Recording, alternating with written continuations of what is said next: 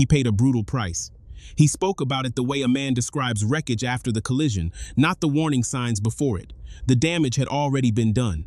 Marc Marquez did not lose Austin during the race itself. He lost it in that invisible window where races are decided long before anyone is willing to admit it, in the very first laps, in the first brutal contact with the asphalt, in the opening moments when the motorcycle either bends to your will or defies you completely. That was where everything went wrong. Everything that followed was merely the aftermath rushing to meet him. Fifth place is the official result. Ignore it. The real number is the distance between the moment Marc became Marc again and the moment the race had already slipped away from him. That gap destroyed him. The penalty will be blamed for everything. It always is.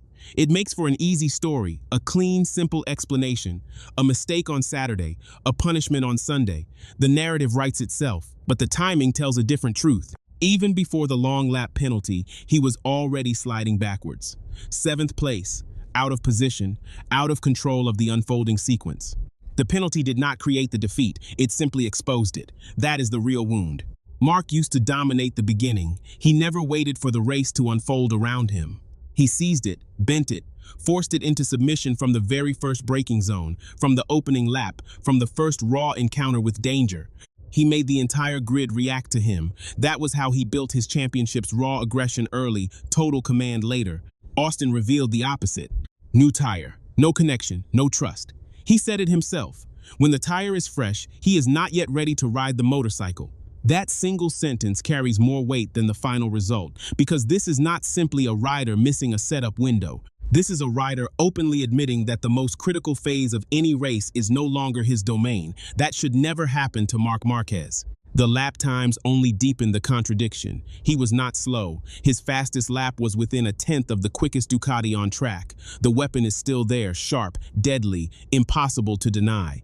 But it woke up too late, on lap 12, long after the race had settled into its final rhythm. By then, Bagnaia had already built his advantage, Martin had already claimed his place, and the entire structure of the race had locked into place. Marc found his speed only after the doors had slammed shut. That is not misfortune, that is a failure of sequence. MotoGP does not reward late arrivals. The opening phase defines everything. Grip is at its highest. Fuel load is heaviest. Risk is at its purest. That is where races are truly shaped. Marc used to turn that phase into a weapon. Now he is merely surviving it.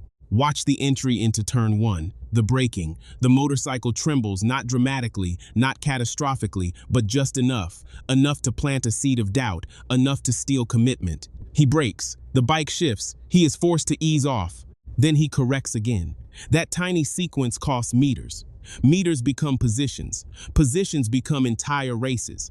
That is how you lose without ever crashing. The long lap penalty dropped him deeper into the pack, but he was already drifting there. That detail matters, because it proves the problem existed independently of the punishment. The penalty only sped things up. Dirty air. Traffic, riders battling for space instead of time, pure chaos. Marc used to rule chaos. Now he is forced to negotiate with it. He fought back, of course. That fire has not gone out. Alex passed him. Bastianini passed him. Bagnaia passed him clean, clinical, merciless. The second half of the race looked exactly like the Marc everyone still remembers. Precision, control, quiet confidence. The speed finally arrived once the motorcycle settled, once the tire wore in, once the front end stopped arguing with him too late. That was the line that mattered. He had the pace for the podium. He admitted it himself possible, but not certain. That hesitation is new. The old Marc would never have said possible. He would have said inevitable. That difference is not just words, it is belief. And in MotoGP, belief is data transformed into pure instinct. Right now, his instinct no longer fully trusts the opening phase. This is where Ducati enters the picture, because this is not only a rider issue, the motorcycle is part of the equation. The instability on new tires, the movement at the front end, the uncertainty in the entry phase, these are not minor details. They are structural limitations. The engine is what it is. The chassis is locked. The base character of the bike cannot be changed overnight. If the motorcycle refuses to give him stability in those first laps, he cannot invent it from thin air. Because Bagnaia does not suffer from this problem. That is the painful contradiction. Same conditions, same tires, completely different levels of control. Bagnaia leads from the first corner, dominates the opening phase, builds his gap early, then simply manages the rest. That used to be Mark's blueprint. Now someone else is executing it better. Not necessarily fast or better timed. And that is far more dangerous. The championship standings have already turned into pressure. More than 30 points down before the season even reaches Europe, before the circuits where Mark has historically rebuilt entire title fights. That gap is not just numbers on a screen, it is leverage. It forces risk, it forces aggression, it forces decisions that invite even more mistakes, and every mistake now carries double the cost. 0 points in the sprint, a penalty in the main race, lost track position, lost rhythm, lost control of the sequence. One decision multiplies across 2 full days. That is the chain reaction. That is how championships slowly slip away without any single catastrophic failure. The brutal truth is this: Marc Marquez is still fast enough to win races. He is simply not starting them early enough to control them. That is why 5th place feels heavier than it should. Because it is not merely a bad result, it is a pattern forming, a delay repeating, a vulnerability the entire grid can now see. And once the grid sees it, they stop fearing his first lap. That is the real shift. He remains the most dangerous rider in the second half of any race. Nobody doubts that. But MotoGP is not decided in halves. It is decided in sequences. The rider who controls the beginning controls everything that follows. Right now, that rider is not Marc Marquez. The Lion is still lethal. He is simply arriving after the kill has already been made. The damage did not begin at turn 1, it began earlier, in the widening gap between what Mark expects the motorcycle to deliver and what the motorcycle actually allows him to do. That gap is the true mechanism. This is where it becomes more serious, because the issue is not random. It is repeatable.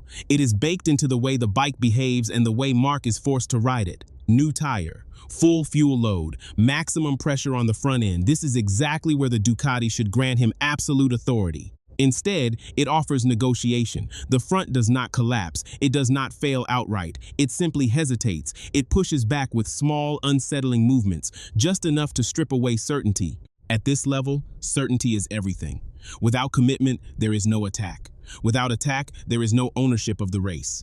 Mark used to ride as if commitment was not a decision, it was the default setting. Now he is checking, verifying, adjusting, brake, feel, correct, then turn. That is a different rider entirely. You can call it maturity, you can call it adaptation, you can call it the wisdom that comes after serious injury. All those explanations sound reasonable, all of them sound safe. None of them win the opening phase, because the opening phase does not reward safety. It rewards calculated violence executed with absolute precision. And right now, the Ducati is not giving him that window early enough.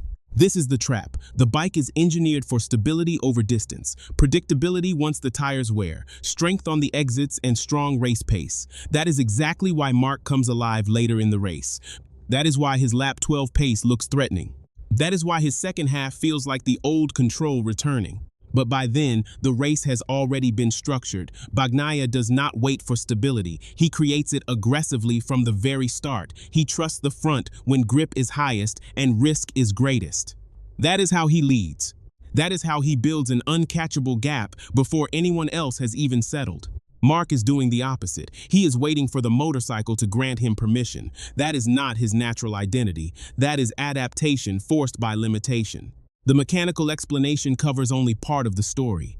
The front-end behavior on fresh tires is not delivering the feedback he once used as a weapon. The braking zones are not clean enough for him to attack without constant correction. The entries are not sharp enough for him to commit without hesitation.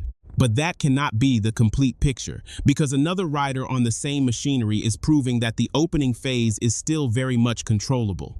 So, the question shifts. Is this a limitation of the Ducati or a limitation of Mark? The honest answer is both, and that is the real problem. The bike demands a certain style in the early laps, controlled, progressive, measured. That is not how Mark wins races. That is how he manages them after he has already taken control. You are asking a rider forged in pure instinct to operate through verification and calculation. You are asking a first-lap predator to behave like a late-race accountant. That fundamental mismatch creates delay, and delay compounds rapidly. Look at the sequence. He loses positions early, gets buried in traffic, loses clean air, loses his braking markers, and begins reacting instead of dictating. That reaction phase costs far more than time. It costs rhythm. It forces him into overtakes that should never have been necessary. Each overtake carries risk. Each risk carries consequences.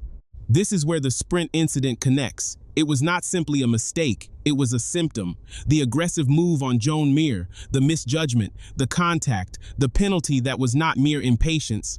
That was a rider desperately trying to recover ground earlier than he should have needed to. That was a rider compensating for a phase he failed to control. The pattern is consistent across both days. Lose the opening, force a recovery, increase the risk, pay the price. That is not coincidence, that is structure. Ducati's issue is not raw pace. The data confirms it multiple. Ducati's running strong at the front, excellent exits, excellent race speed.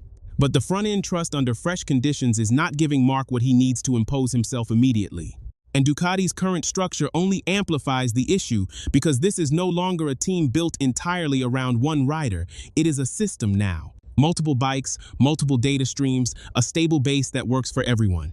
That sounds efficient, that sounds logical, that wins championships when everything aligns perfectly, but it also removes the extremes, and Marc has always lived in the extremes. He needs a front end that allows him to attempt things others would never dare. He needs a window where raw instinct defeats careful calculation. If the bike closes that window in the name of overall stability, you get exactly this version of Marc: fast, intelligent, still dangerous, but delayed.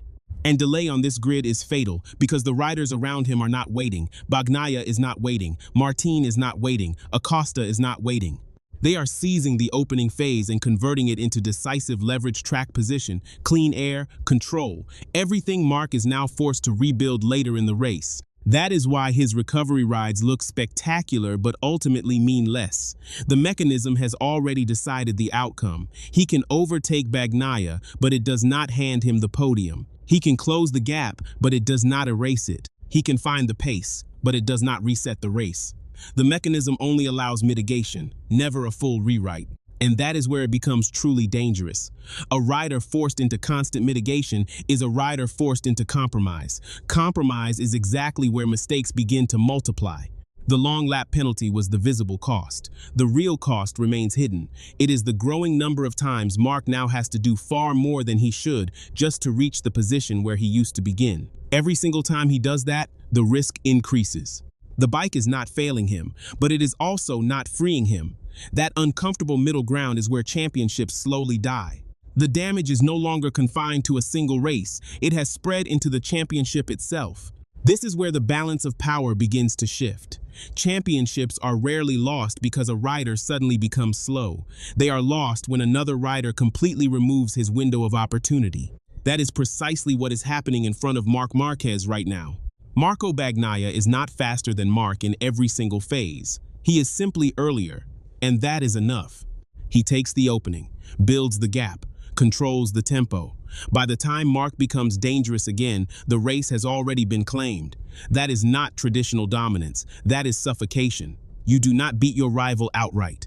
You remove his chance to matter at all. 3 Grands Prix, 3 wins, every single lap led. That is not just a winning streak. That is a declaration of control. And control is exactly what Marc no longer possesses at the start of a race. The championship standings translated into something colder, more than 30 points behind after just 2 rounds, before the European leg where momentum has traditionally shifted in his favor. That gap is not mere distance, it is pressure applied early. It forces decisions, it forces risk, it forces Marc into races he would rather not run because now he cannot afford to wait. That is the trap. If he rides exactly as the bike demands in the early laps, he loses the race before lap 5. If he forces the issue, he risks another mistake, another penalty, another ruined Sunday. Both paths carry heavy costs, and Bagnaia does not need to change a single thing. That is the leverage shift. The pressure has moved.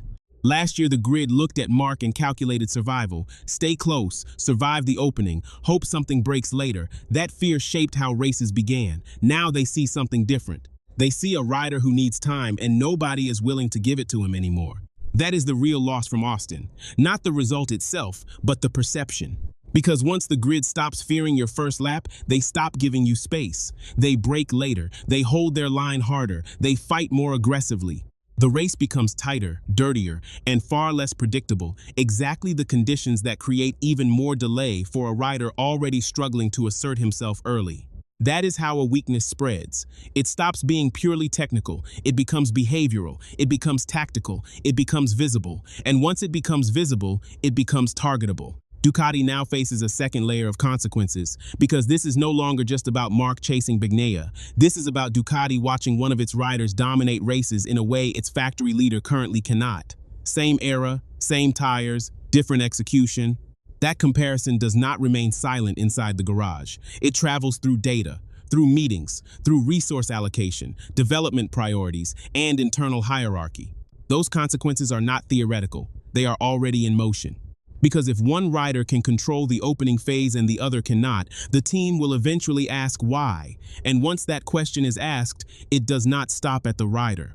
It reaches the motorcycle itself, the philosophy, the direction of development. That is where things turn truly dangerous. Marc does not lose authority through results alone. He loses it when the system begins optimizing for someone else. And Bagnaia is currently giving the system a very clear reason to do so. Then comes the calendar. Europe is supposed to be the reset, the tracks where Marc has historically rebuilt entire championships. That is the comforting narrative everyone expects. But narratives do not change mechanical realities. If the opening phase problem follows him to Europe, nothing will reset. The same sequence will repeat. Slow start, heroic recovery, too late. The tracks may change, but the pattern will not.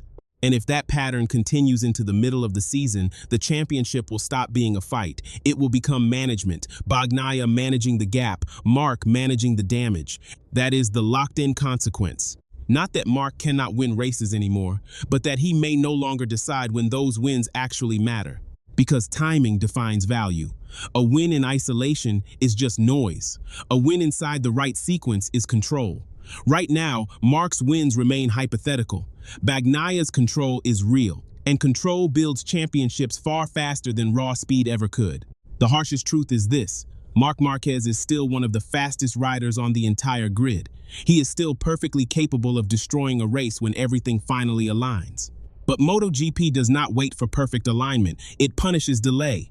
And right now, that delay is repeating itself. That is what Austin truly confirmed. Not a bad race, not a bad weekend, a fracture, a moment where the entire season split into two possible futures. One where Marc solves the opening phase and drags the championship back onto his own terms, and one where he keeps arriving late while someone else keeps leaving early. Only one of those futures can survive. So here's the question nobody inside Ducati will answer in public. If the fastest rider on the grid keeps reaching full race pace only after the race has already been decided, is that a problem with the rider or with a machine that was never truly built for him to dominate when it matters most? GP24 doesn't just cover MotoGP, we cover its war.